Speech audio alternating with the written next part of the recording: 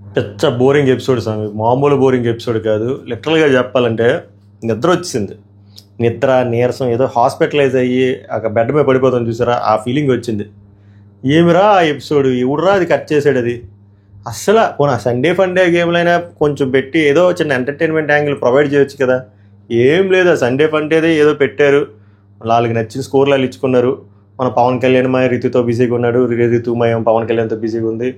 Demon Pawan ఏమో ఏదో వణికిపోతున్నాడు. ఏంది సేవ్ అవుతానా లేదా అని. నాకేమనిపించిందంటే, ఇప్పుడు ఎంత భయపడే బదులు వారం అంతా పర్ఫామ్ చేస్తే వణుకు ఉంటుంది కదా. వారం అంతా మనం ఏ పనిలో బిజీగా ఉంటాం? పులిహోర పనిలో బిజీగా ఉంటాం. వీకెండ్ వచ్చేసరికి ఇక్కడ వణికేస్తుంది చెయ్య. ఎందుకు ఆ భయం? సో ఎదుక్కోవాలి కాబట్టి నేను కొన్ని ఏరుకున్నా. అందులో కొన్ని ఏమిరా నువ్వు ఇలా ఆలోచిస్తాను, అంత నెగిటివ్ థింకర్ అయ్యేవరా అని మీరు అన్నీ అనొచ్చు. బట్ నాకు కొంచెం అనిపించింది చెప్పకపోతే నాకు నిద్ర పట్టదు. మెయిన్గా అది చెప్తా క్లియర్గా. నాకు మళ్ళీ పవన్నే కెప్టెన్ చేయాలని ఫిక్స్ అయ్యారా డెమాన్ పవన్ని అన్నట్టు అనిపించింది. నా లాజిక్ అయితే నేను చెప్తా, మీ లాజిక్ మీరు చెప్పండి. జస్ట్ ఇట్స్ మై పర్స్పెక్టివ్ అనేది ఒపీనియన్. సో ఒపీనియన్ అనేది డిఫర్ అవుతుంది కదా, పర్సెప్షన్ కదా పర్సెప్షన్ అంటే బిలీఫ్, పర్స్పెక్టివ్ అంటే ఒపీనియన్. సో ఇది నా ఒపీనియన్, మీ ఒపీనియన్ చెప్పండి. అదొకటి కనిపెట్టాను నేను. ఇంకోటి, మర్యాద మనీష్ స్టేజ్ మీద అంత చక్కగా మాట్లాడుతున్నావు కదా స్వామి, అదే బిహేవియర్తోని అదే గేమ్ ప్లేతోని నువ్వు ఆడుంటే సరిపోతుంది కదా. మరి ఎందుకు ఆ పనికి మళ్ళీ పంచాయతీలు? అండ్ మర్యాద మనీష్ ఎలిమినేట్ అవ్వడానికి మెయిన్ రీజన్ కూడా నేను మాట్లాడతా. అది కూడా నా పర్స్పెక్టివే స్వామి, చెప్తా. It could be right are wrong, but end of the day it's my opinion. అదొకటి. శ్రీజ ఓవర్ యాక్షన్ తగ్గబోదు కూడా. ఆ పాయింట్ ఒకసారి మాట్లాడదాం. అండ్ ఫ్లోరా గారి గురించి కూడా మాట్లాడదాం. ఫ్లోరా గారి దగ్గర లెక్కలు ఎలా తగ్గాయి, తప్పే. ఫ్లోరా గారు అసలు ఎందుకు సేవ్ అయ్యారు? మనీష్కి నిజంగా ఓట్లు తక్కువ వచ్చాయా, ఆర్ ఎనీ మాఫియా ఏమైనా నడుస్తుందా కామనర్ల మీద? పాపం కామనర్లు బయటికి పంపించద్దు అని, అది కూడా మాట్లాడదాం. ఇంకేమున్నాయి అంటే ఆ టాప్ 4 బాటమ్ 3 గురించి మాట్లాడదాం. ఇంకా బిగ్ బామ్ గురించి కూడా మాట్లాడుకుందాం. ఇవి షార్ట్ అండ్ స్వీట్గా ఉంటుంది. 8 నిమిషాలలో 8-9 నిమిషాలు అవ్వడేస్తాను. సింపుల్, లాగ్ అస్సలు మనకు నచ్చదు. సో మన డిస్క్లైమర్ తెలుసు కదా, సండే ఫండే ఎలాగో లేదు, మనకి ఏదో ఫన్ చేసుకుందాం. సో వీడియో చూసే ముందు లైక్ చేసి చూడండి, మీ విలువైన ఒపీనియన్ కామెంట్ చేయండి. ఒకవేళ హైప్ అనే ఆప్షన్ ఉంటే హైప్ చేయండి, ఆర్ లేకపోతే దాచుకోండి. మిడ్ నైట్ రివ్యూ చేస్తా, మంచి డిస్కషన్లు ఉంటాయి. లైవ్ ఇప్పుడే స్టార్ట్ అని రికార్డ్ పెట్టి వచ్చాను. సో కంపల్సరీగా వీళ్ళు మాట్లాడుకుంటారు. దానికన్నా ముందు సబ్స్క్రైబ్ చేయకపోతే సబ్స్క్రైబ్ చేయండి, గట్టిగా వస్తాయి వీడియోలు. వెల్కమ్ టు మై రివ్యూస్, మేరా నామ్ పవన్ హే. లైవ్లో చాలా డైనమిక్స్ ఉంటాయి, చాలా కాంబినేషన్స్ ఉంటాయి. టెనెంట్లు ఓనర్లు ఎలా వద్దు, కన్ఫ్యూజ్ అవుతారు మీరు. సెలబ్రిటీలు మాట్లాడుకుంటారు, మనీష్ ఎందుకు వెళ్ళిపోయాడు, బర్నీ గారిని అలాగ బిగ్గెస్ట్ స్నేక్ అన్నందుకు వెళ్ళిపోయాడా, లేకపోతే రాంగ్ నామినేషన్ చేసినందుకు వెళ్ళిపోయాడా, లేకపోతే రాముతో రూడ్గా బిహేవ్ చేసినందుకు వెళ్ళిపోయాడా, లేకపోతే కామనర్లకి పసలేదా అందుకు వెళ్ళిపోయాడా, రకరకాలుగా ఆలోచిస్తారు. మరి ఈ పెద్ద మనుషులు ఎలా ఆలోచిస్తారు? ఇప్పుడు శ్రీజ గారి, ప్రియ గారి ఓవర్ థింకర్లు కదా. మా ఇద్దరితో గొడవ పెట్టాడు, మా ఇద్దరిని నానా మాట్లాడినాడు అందుకే వెళ్ళిపోయాడు అనుకుంటారు వీళ్ళు.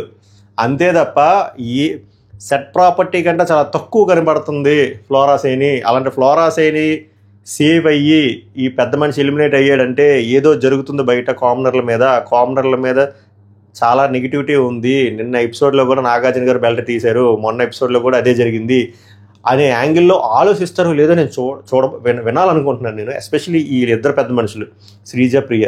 ఎందుకంటే వీళ్ళకి బుర్ర ఉంది కాబట్టే కదా అగ్ని పరీక్షలో సెలెక్ట్ చేసి పంపారు. నేను ఇప్పటికే నాకు చిన్న బెట్ ఉంది వాళ్ళ మీద, వీళ్ళు మారుస్తారేమో. ఎందుకంటే వన్ సైడ్ అయిపోతుంది వారు. వీళ్ళు అది రియలైజ్ అయ్యి గేమ్ తిప్పితే బాగుంటుంది. ఎందుకంటే వీళ్ళు టెనెంట్లు అయ్యారు కాబట్టి సింపతి రావడానికి ఛాన్స్ ఉంది, వాళ్ళు వీళ్ళని అవ్వడానికి కూడా ఛాన్స్ ఉంది. బట్ వీళ్ళు మారుతారా లేదనేది మిడ్ నైట్ రివ్యూ వెయిట్ చేయండి, వచ్చేస్తుంది. మోస్ట్లీ వాళ్ళు ఒక 2 o'clock పడుకుని పోతారు. నేను 3:30 కల్లా వచ్చేస్తాను, ఫాస్ట్గా కొట్టేస్తాను. అది పవన్ కళ్యాణ్ ఏమనుకుంటాడు, డిమాండ్ పవన్ ఏమనుకుంటాడు, మనీష్కి అయితే అర్థమైపోయి ఉంటుంది. కామనర్ల యాంగిల్ నుంచి నెగిటివ్ వెళ్తుంది, ఎస్పెషల్లీ వీళ్ళు ముగ్గురు దగ్గర నుంచి నెగిటివ్ వెళ్తుంది అని అనుకుంటారు. సో కెప్టెన్సీ టాస్క్ వస్తే నాకేమనిపించిందంటే, బిగ్ బాస్ కావాలనే మళ్ళీ డిమాండ్ పవన్ కెప్టెన్ చేసినట్టు అనిపించింది. ఎందుకు అలా అనిపించింది అంటే, ఆ ఫార్మాలిటీకి రితు చౌదరిని పెట్టారు. నేను రితు చౌదరిని ఏమన్నాను, ఎందుకంటే అక్కడ ఇన్సిస్ట్ చేస్తుంది నాగార్జున గారు, బిగ్ బాస్ గారు కాబట్టి. ఏమిరా అంటే, అక్కడ 4 ఆడాలి, 3 బ్లాకులు పెట్టారు కదా. దట్ మీన్స్ ఒకళ్ళు ఎలిమినేట్ అవ్వాలనే కదా. బట్ వాళ్ళు ఇద్దరిని ఎలిమినేట్ చేశారు. అసలు టెక్నికల్గా లాజికల్గా చూస్తే ఫస్ట్ బర్నీ గారు ఎలిమినేట్ అవ్వాలి. ఓకే, ఆయన మనీష్ కూడా ఆ బాక్స్లో లేడు, కానీ బిగ్ బాస్ ఎందుకు బజర్ కొట్టాడు? బిగ్ బాస్ చేతిలోనే కదా ఉంటుంది, అది ఎవరి చేతిలో ఉండదు కదా, నా చేతిలో మీ చేతిలో ఉండదు కదా రిమోట్లో నొక్కిసినట్టు. నేను ఎందుకు నొక్కాడు?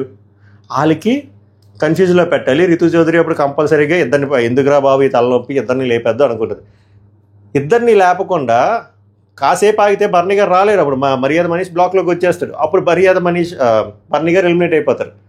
అలా చేస్తే ఏమవుతుందిరా అంటే నెక్స్ట్ పొరపాటున మా మనీష్ ఓవర్ థింకర్ కాబట్టి మనీష్ ఇమాన్యుల్ కలిసి స్ట్రాంగ్ పర్సన్ అయిన పవన్ని టార్గెట్ చేశారు అనుకోండి, ఆర్ ఏదైనా జరిగి మనీష్ ఉండిపోయాడు అనుకోండి, మళ్ళీ తలనొప్పాలకి. ఎందుకంటే మనీష్ ఎలిమినేట్ అయిపోతారని ఆల్రెడీ తెలుసు, ఏ విల్ ప్రిపేర్ చేశారు కాబట్టి. సో మనీష్ని ఎలాగైనా ఎలిమినేట్ చేయాలి కాబట్టి ఫస్ట్ రౌండ్లోనే దాన్ని వేస్తారు. నాకు అనిపించింది, మీకు అలా అనిపించలేదా? సో వాళ్ళిద్దరిని వేసేస్తే ఏమవుతుంది? ఆగొచ్చు బిగ్ బాస్ మే కాసేపు, బర్నీ గారు వచ్చినంత వరకు, లేకపోతే ఫైట్ కొంచెం. వాళ్ళు సింపుల్గా మనీష్ వెళ్ళిపోవాలి, బర్నీ వెళ్ళిపోవాలని ఫిక్స్ అయ్యారు. టైం దొరికింది, ఇద్దరు బయట ఉన్నవాడు కొట్టేశారు. ఎందుకంటే వాళ్ళకి తెలుసు ఇమాన్యుల్ పవన్ ఉంటే ఏమవుతుంది, పవనే విన్ అవుతాడు. ఎందుకంటే ఫిట్నెస్ ఉండాలి అక్కడ. ఇమాన్యుల్ గివప్ ఇస్తాడు, కష్టం. ఆ టాస్క్ చూడగానే అర్థమైపోయింది డిమాండ్ పవన్, ఎందుకంటే వీళ్ళ చేతిలో ఉంటుంది కదా ఎండ బజారు. సింపుల్ లాజిక్, నాకు అలా అనిపించింది. ఎందుకంటే వాళ్ళ చేతుల్లో ఉంది. అండ్ అక్కడ రూల్స్ పెట్టవచ్చు, స్విమ్మింగ్ పూల్లో వేయకూడదండి, క్లియర్. కావాలని స్విమ్మింగ్ పూల్ దగ్గర పెట్టారు, కావాలని వాళ్ళు ఇసిరారు. అది ఫౌల్ గేమ్ కూడా అనొచ్చు, అవి ఏం కన్సిడరేషన్లో తీసుకురావట్లేదు. డిమాండ్ పవన్ కూడా అందులోకి వేశారు. ఎందుకురా అంటే వాళ్ళకి డిమాండ్ పవన్ విన్ అవ్వాలి, పెట్టాలి అన్నట్టు అనిపించింది. లేదంటే అక్కడ పాయింట్ రేస్ చేయదురేమో అనిపించింది. ఇందులో మళ్ళీ డిమాండ్ పవన్ తప్పేం లేదు.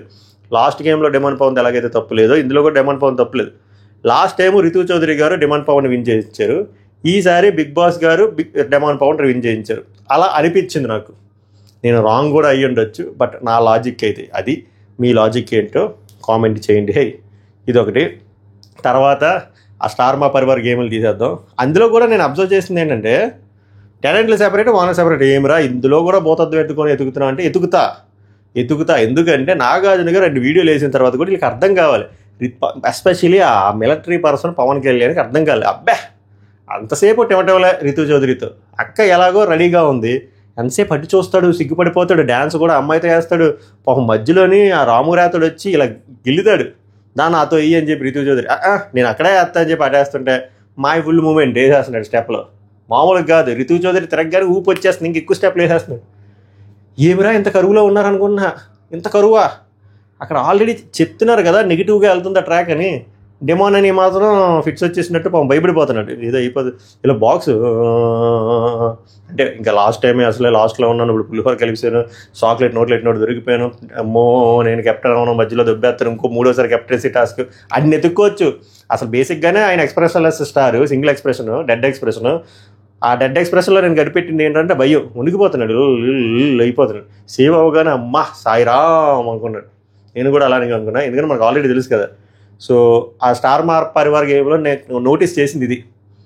నాకు పవన్ కళ్యాణ్ నచ్చట్లేదు అబ్బా యాటిట్యూడ్. అంతమంది ఆ ముఖ చిత్రం, బాడీ లాంగ్వేజ్ అబ్జర్వ్ చేస్తారు. బాలే ఎంతసేపు టువర్డ్స్ రితు అంటే మనిషికి అర్థం కావట్లేదు, సీరియస్నెస్ రావట్లే. రేటింగ్ ఎలా వచ్చింది, ఎలా ఉంది అని అడిగితే నాగార్జున డిప్లొమాటిక్ రేటింగ్ 11 వచ్చింది. అదే అద్భుతమైన రేటింగ్. లాస్ట్ సీజనే 14 వచ్చింది. సో అది చెప్పకుండా నేషనల్ వైడ్ స్టార్ మా నెంబర్ 1 అని మేము అడుగుతుంది ఏంటి, చెప్తుంది ఏంటి? బిగ్ బాస్ సీజన్ ఎలా వెళ్తుందంటే స్టార్ మా నెంబర్ 1 అంటే స్టార్ మా ఒట్టి బిగ్ బాస్ వాళ్ళు వెళ్ళిపోద్దా? అదంతా సొల్లు. వీళ్ళు ఏ అనుకుంటున్నారు, వాళ్ళకి తెలుసు లోపల ఇదేదో కరిసే సెట్ ఉందని. ఏదో నేమ్ సేక్ అడుగుతారు, వాళ్ళు నేమ్ సేక్ చెప్తారు. ఎందుకంటే కట్ చేసి మనం చెప్పాలి కదా ఆడియన్స్కి, సూపర్ హిట్, బొమ్మ బ్లాక్ బాస్టర్, నైజాంలో మామని కొట్టేవాళ్ళు అలా డైలాగులు వేసుకుంటారు. మరి నేను ఇంత సినిమాలో సాయిగల్లాగా వేసుకొని మీ ఇష్టం. బట్ రైజ్ అయింది షో అయితే గత 2-3 రోజులుగా అది రైజ్ అయింది, ఇది కూడా ఒప్పుకోవాలి. బట్ ఓపెనింగ్ గ్రాండ్ లాంచ్ అంతగా పండల 11 వచ్చింది. It's very below average. But season 6 records safe 8 బాగుంటుంది. ఆదిరెడ్డి గీతురాలు చాలా హ్యాపీ ఫీల్ అవుతారు అన్నమాట, మా రికార్డు సేఫ్ అని. ఓకే, జస్ట్ కామెడీ అది అయింది. తర్వాత ఇంకేమున్నాయి? మోస్ట్ బోరింగ్ పర్సన్ తప్పులేదు ఫ్లోరా గారికి ఇవ్వడంలో, అందరూ ఫ్లోరా గారికి ఇచ్చారు. కొంచెం రొటీన్గా భిన్నంగా తనూజ గారు మాస్క్ అన్నీకి ఇచ్చారు. మాస్క్ అన్నీ కూడా ఇవ్వచ్చు, ఎందుకంటే ఈ వీక్లో డల్గా ఉన్నాడు.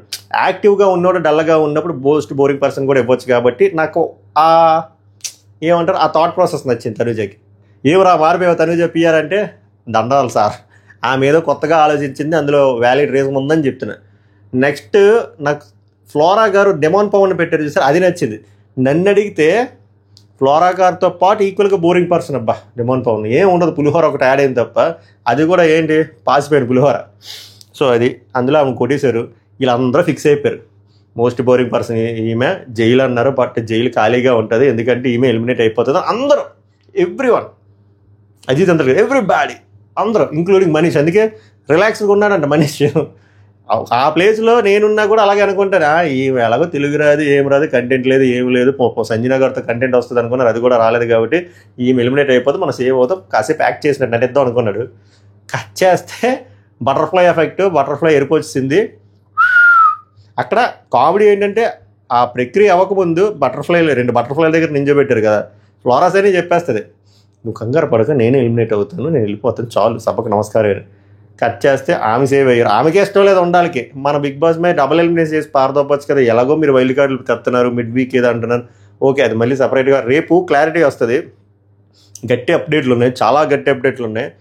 వెరీ స్ట్రాంగ్ ఎక్స్ కంటెస్టెంట్లు వస్తున్నారు, దాంతోపాటు ఫ్రెష్ ఫేసెస్ కూడా వస్తున్నారు. ఇంకా ఒక లీగ్ చెప్పేస్తే అదే రమ్య తెలుసు కదా, పిక్లక్క 100% వస్తుంది. ఎంజాయ్. ఇప్పుడు ఈ ఆత్మలు, ప్రేతాత్మలు, మోహినీలు, కామినీలతో పాటు మూలకు ఉంటుంది హౌస్.